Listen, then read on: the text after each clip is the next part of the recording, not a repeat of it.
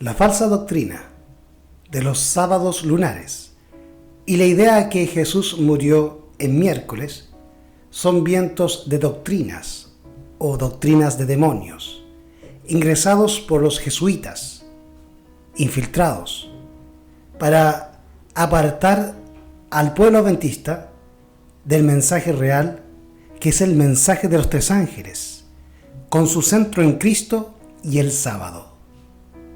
Por lo tanto, vamos a explicar las circunstancias referentes a este viento de doctrina. Bienvenidos a este canal, Bruno Salfati, Adventista Historicista. Si les gusta este video, por favor denme un like, compártalo y suscríbase a mi canal. El Señor les bendiga. Maranata, Cristo viene. El tema de que el sábado no es el sábado, o más bien, el tema de que Cristo murió el miércoles está relacionado con la doctrina de que el sábado no es el sábado, o como le llaman, los sábados lunares. Yo fui pentecostal, 31 años fui pentecostal, y mi familia todavía es pentecostal. Cuando yo me hice adventista, quise llevar el sábado a mi familia, y al primero que yo quise compartirle el sábado fue a mi tío, que se llama Marcos Bernales. Él no es pentecostal del todo, sino que él es de una fracción pentecostal que se llaman pentecostales carismáticos. Y los pentecostales carismáticos salieron de la Iglesia Católica, porque los carismáticos son católicos, como lo fue el Papa Juan XXIII, o lo que le llamaban Juan XXIII, sí, que le llamaban el Papa Bueno. Fue el Papa que gobernó a Roma entre la década del 50 y la década del 60, bajo cuyo poder se realizó el Concilio Vaticano II, que lo finalizó Pablo VI en 1967. Ese concilio duró 10 años y es el concilio más largo en la historia de la Iglesia. Ese concilio buscó el ecumenismo en todas las iglesias, y desde ese entonces escritores evangélicos bautistas, cristianos verdaderos, como Alberto Rivera, que había sido jesuita y que se transformó en bautista por la gracia de Cristo, y Jack Schick, que era un editor y escritor bautista de los años 50, 60 y 70 y 80, que junto con Alberto Rivera escribieron el libro, la revista Cortinas de Humo. En ese libro cuentan y narran cómo se infiltró a las iglesias evangélicas y cristianas protestantes posterior al Concilio Vaticano II a través de dos individuos, Walter Martin y el gran Billy Graham. Por lo tanto, hoy en día el cristianismo, desde los pentecostales hasta los adventistas, están contaminados por la doctrina de los jesuitas a través de Walter Martin y sobre todo de Billy Graham, que según Jack Schick y según Alberto Rivera eran jesuitas. Por lo tanto, los jesuitas no son cristianos, sino que son paganos, y el trabajo de los jesuitas es ultramontanismo, que busca el gobierno universal del Papa. El Papa tampoco es cristiano, sino que es el anticristo, aquel que se levanta en contra de la doctrina del Evangelio de Cristo. Por lo tanto, los primeros en ser infiltrados fueron los pentecostales. Y nace entonces este movimiento pentecostal carismático, del cual es parte mi tío y otras personas que yo conozco, como la señora Corbalán en Santiago de Chile, que es la mamá de mi amigo Claudio, que me arrendaban un departamento donde yo vivía allá en Chile, o me ayudaron a arrendar un departamento donde yo vivía en Chile. Entonces, ellos pertenecen a este movimiento carismático, que es un movimiento salido de los católicos. Y este movimiento son los que inventaron hablar en lenguas, tirarse al suelo o la carne santa. Así que la primera persona que yo oí en mi vida decir que el sábado no es el sábado fue mi tío Marcos Bernales, de esa denominación carismática o jesuita infiltrada en los protestantes, puntualmente en los pentecostales. Todas esas ideas no existían cuando yo era cristiano hace 20, 30 años. Ahora, si la gente tiene nueva luz, entonces ¿por qué Dios no lo habló a través de los profetas? El problema es que esta falsa doctrina viene en tiene como objeto contrarrestar, o como todos los vientos de doctrina, como la 2031, como que no hay que denunciar a Roma y que no hay que hablar del papado, que hay que predicar la esperanza, que no hay que hablar de los tres ángeles. Todos esos son vientos de doctrina. Y esos vientos de doctrina buscan lo que dice la hermana White en las profecías, sobre todo en el otro poder y en Mensajes Selectos tomo 1, donde dice que Dios le quiere dar un fuerte impulso a su obra. Ahora, ¿cuál es el fuerte impulso? El fuerte clamor que se le da a los tres ángeles. Yo no puedo tener el fuerte clamor si no estoy predicando a los tres ángeles como es en Apocalipsis 14. Entonces dice la hermana White que Satanás lo sabe y lo percibe y que estaba decidido a impedirlo. ¿Cómo lo iba a impedir? Cambiando las doctrinas, ingresando vientos de doctrina como aparece en Efesios 4. Por eso, los evangelistas, los maestros, los apóstoles, los profetas y todos los que Dios le dio don en la iglesia es para que unifiquen al pueblo de Dios en una sola fe. Y eso lo dice Pablo en el libro de Efesios, para que la gente ya no ande como niños fluctuantes detrás de todo viento de doctrina y detrás de estratagemas. Ahora Pedro nos dice que muchos iban a introducirse en la iglesia para introducir herejías destructoras y doctrinas de demonios. Eso usted lo puede encontrar en 2 de Pedro capítulo 2, desde el versículo 1 hasta el final del capítulo. Y ahí se explica que se iban a introducir personas como Balaam, falso profeta del Antiguo Testamento, que introducirían el pecado dentro de la iglesia para apartar a Dios de su pueblo. Y así el pueblo pueda caer en pecado y ser destruido. Es la obra de Satanás. Entonces lo que está buscando estos vientos de doctrina es apartar al adventista del mensaje que proclama la segunda venida de Jesús para ahora y el deber que tienen los seres humanos de honrar a Dios y darle gloria y temerle, guardar sus mandamientos, porque ha comenzado el juicio en 1844. También en Apocalipsis, en el capítulo 10, nos dice que Dios iba a levantar un pueblo remanente de todas las otras denominaciones caídas de Babilonia, los iba a sacar e iba a formar el último remanente. Ese es el movimiento adventista. Y cuando Dios iba a levantar a esos hombres iban a ser limpios, emblanquecidos y purificados, según Daniel capítulo 12, versículos 9 y 10, y que ellos iban a ser los entendidos.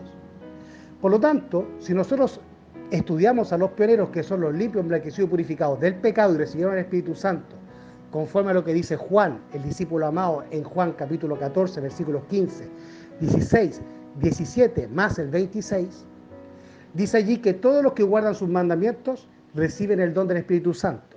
Ahora, para arrepentirse y guardar los mandamientos también necesitamos el Espíritu Santo. Para estudiar la Biblia necesitamos el Espíritu Santo. Nosotros necesitamos el Espíritu Santo para ser convencidos de pecado, de verdad y de juicio.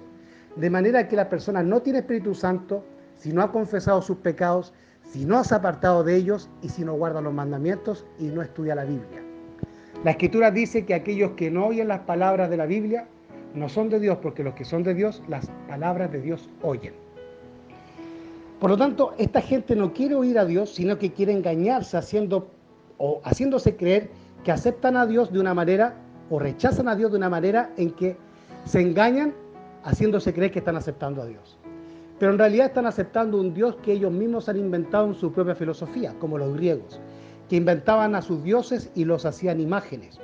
Hoy en día los cristianos hacen lo mismo. Si bien ya no hacen imágenes, hacen a un Dios conforme a su imagen y semejanza, conforme a su filosofía y a su educación y cultura. Y eso se llama idolatría, porque el verdadero Dios y el verdadero evangelio está revelado desde Génesis a Apocalipsis. Desde el capítulo 1, versículo 1 de Génesis, hasta el capítulo 22, versículo 20 de Apocalipsis. Todo eso comprende la revelación de Dios que Dios reveló a sus siervos los profetas, como dice Amós 3:7.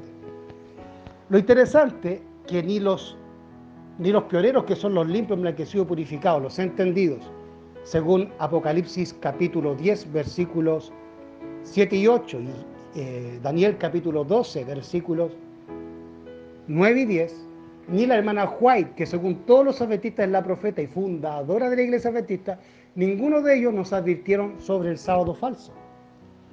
Ahora, si el sábado no es el sábado, entonces el domingo no es el domingo. Ahora, las noches que estuvo Cristo en la tumba fue la noche del viernes para sábado y la noche de sábado para domingo.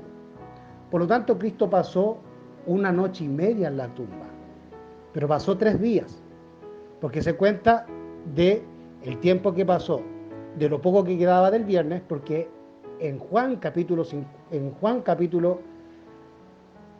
eh, en los últimos capítulos de Juan, el penúltimo capítulo del libro de Juan, que ahora no recuerdo, en el último capítulo, penúltimo capítulo de Juan, ahí dice que es el capítulo, antes me lo sabía de memoria, ahora se me ha ido un poco porque hace tiempo no lo estudio, es el 20. Dice que estaba por comenzar el sábado y era el día de la preparación. Ahí está. Dice en el capítulo 20, a ver,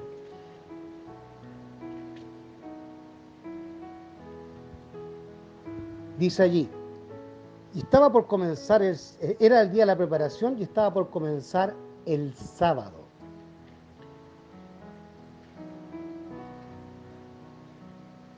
Perdón, es el libro de Lucas, por eso no me da, es el Lucas 23.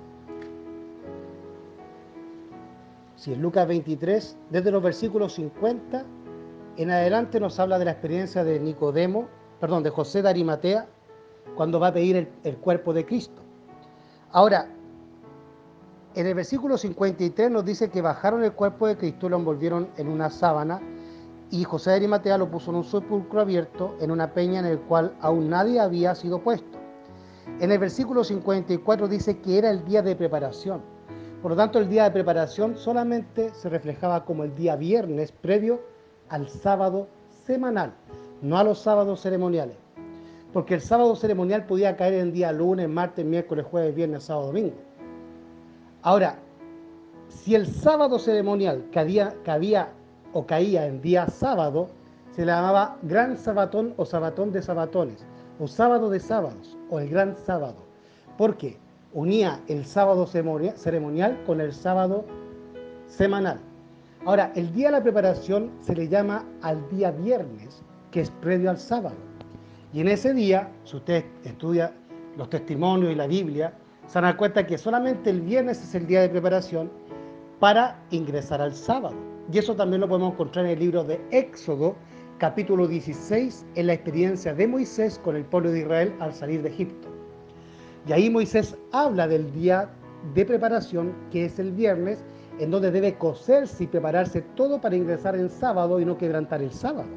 Porque el que quebranta el sábado del pueblo de Dios es excluido de Israel.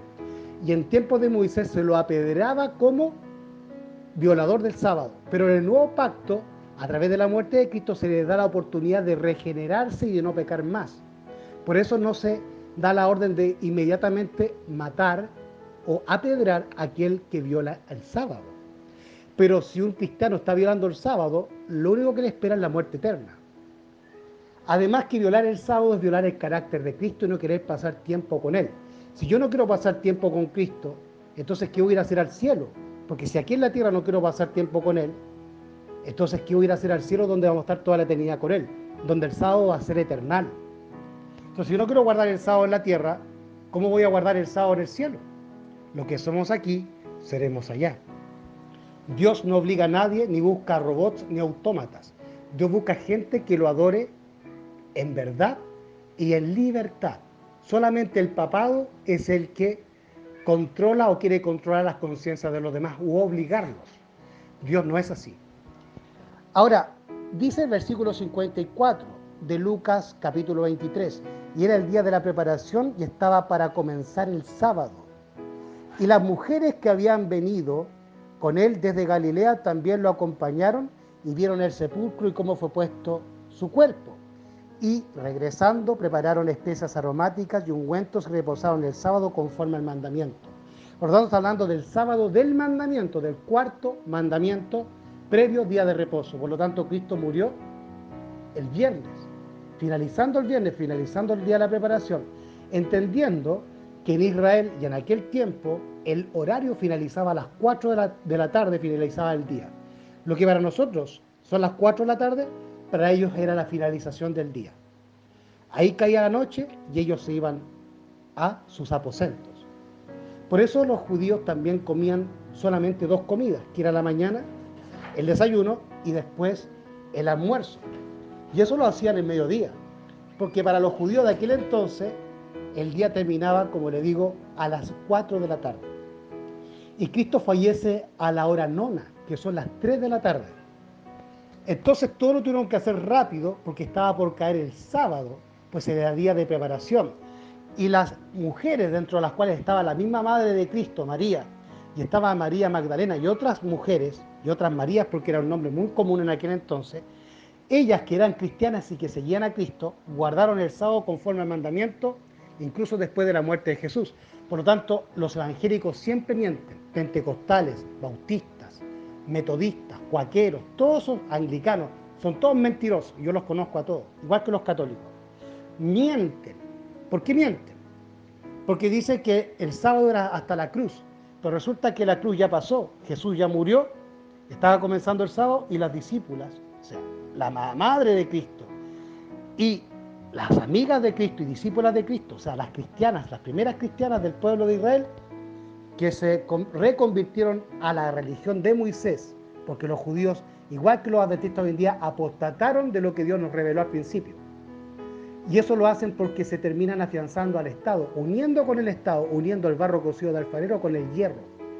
Entonces, cuando una iglesia se une al hierro, como hicieron los judíos, como hicieron los católicos, como hicieron los evangélicos, y hoy en día lo están haciendo los adventistas, tienen obligadamente que abandonar el evangelio, si no Roma los va a perseguir.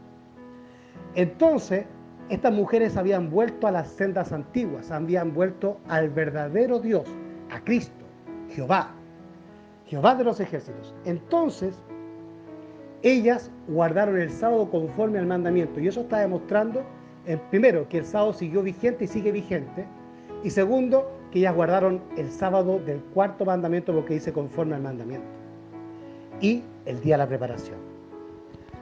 Ahora, lo que toman los pentecostales, ya que son unicitaristas, o sea que creen en un solo Dios, o sea, creen en la Trinidad, en un solo Dios que se manifiesta en tres formas, mientras que los adventistas pioneros y la hermana White creen en la divinidad, que es el Padre, más otra persona que se llama el Hijo y otra persona tercera que se llama el Espíritu Santo. Esa es la divinidad. La Trinidad es aquella que dice que es un solo Dios que se manifiesta en tres personas. Eso no es bíblico. La Biblia dice que son tres personas distintas la una de la otra, pero que están unidas en carácter, mente y personalidad.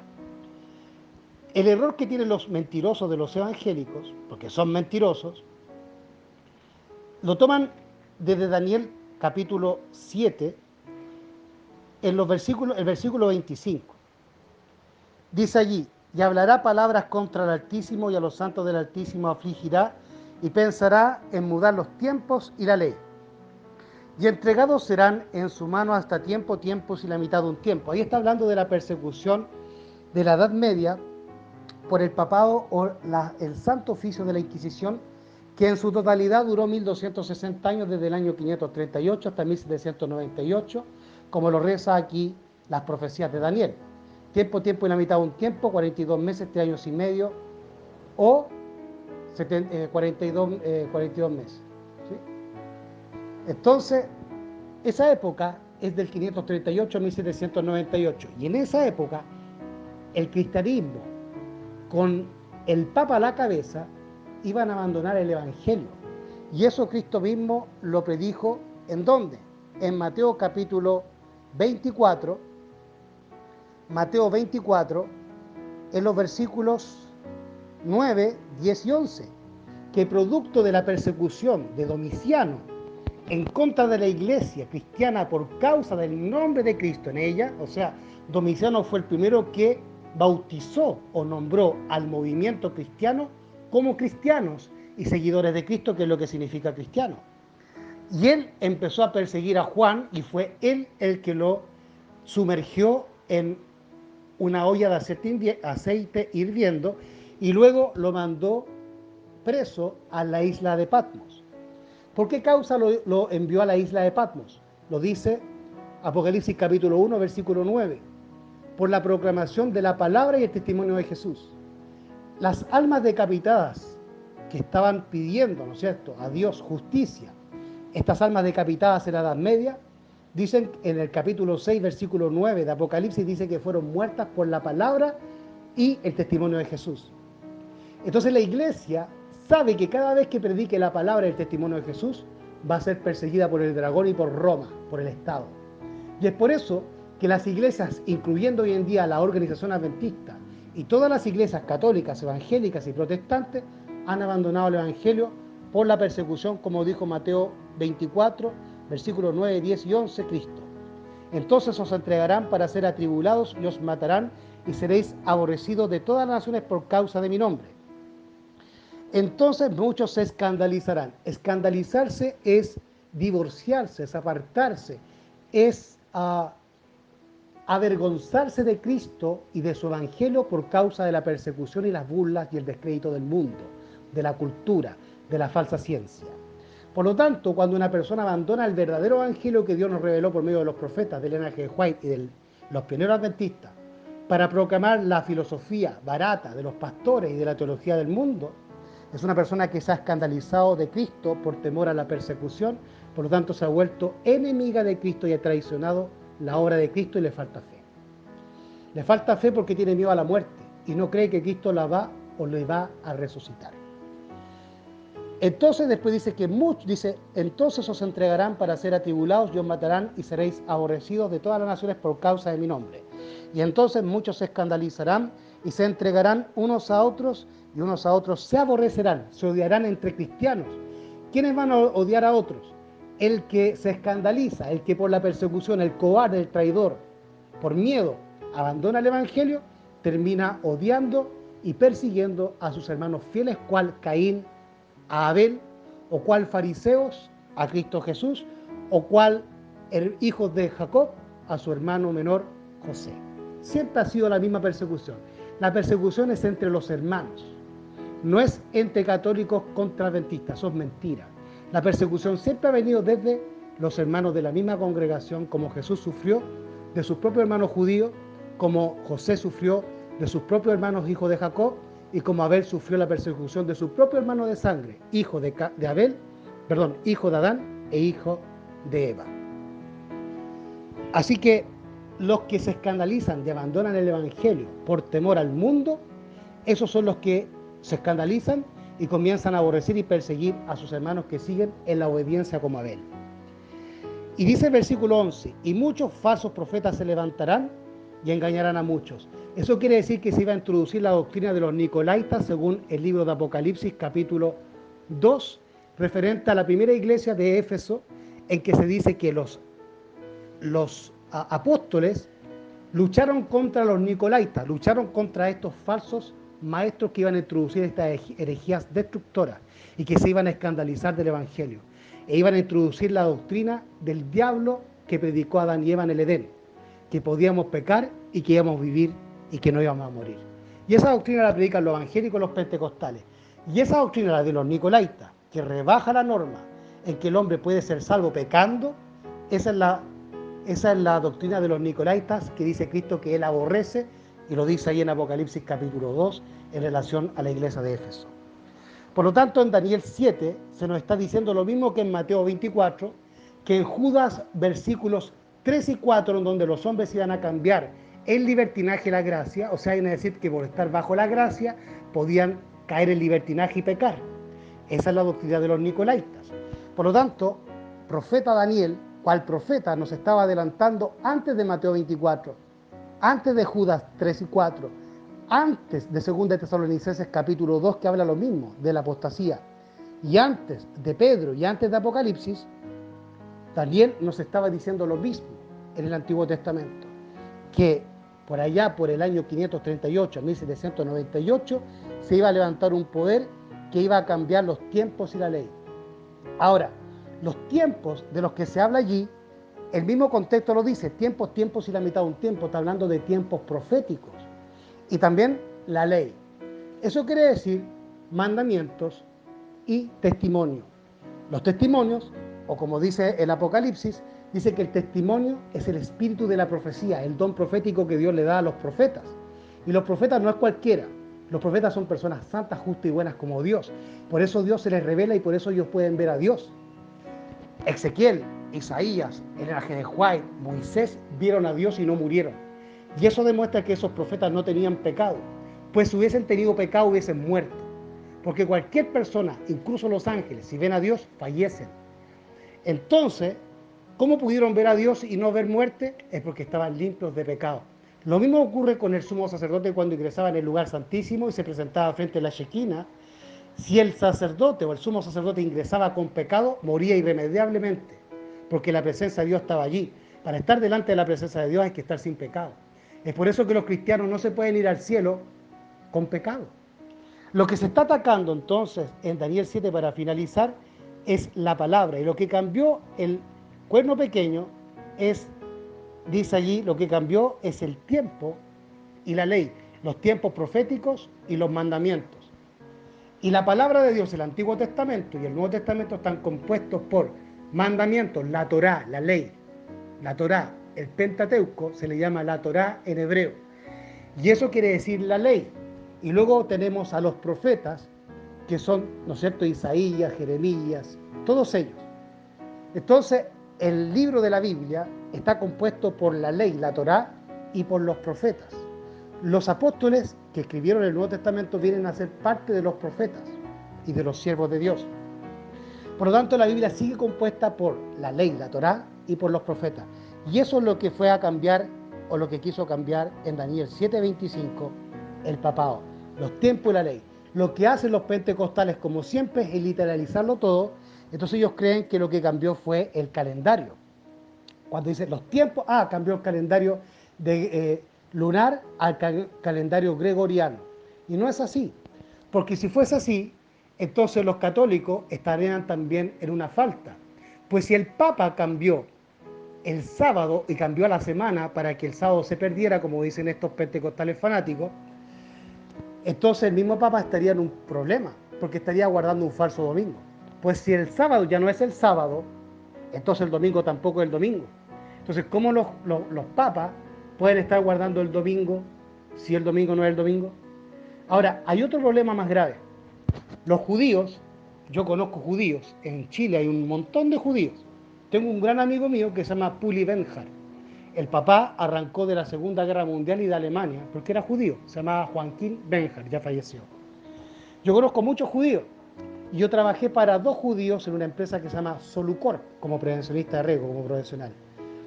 Uno se llamaba Eduardo Tauber Klein y el otro se llamaba Sergio Fabián Rothman, que era más mi amigo, era más cercano a mí. Yo los asesoraba a ellos. Y ellos como judíos, yo conocía al papá de don Sergio, que era Nahum Rothman. ¿Ya?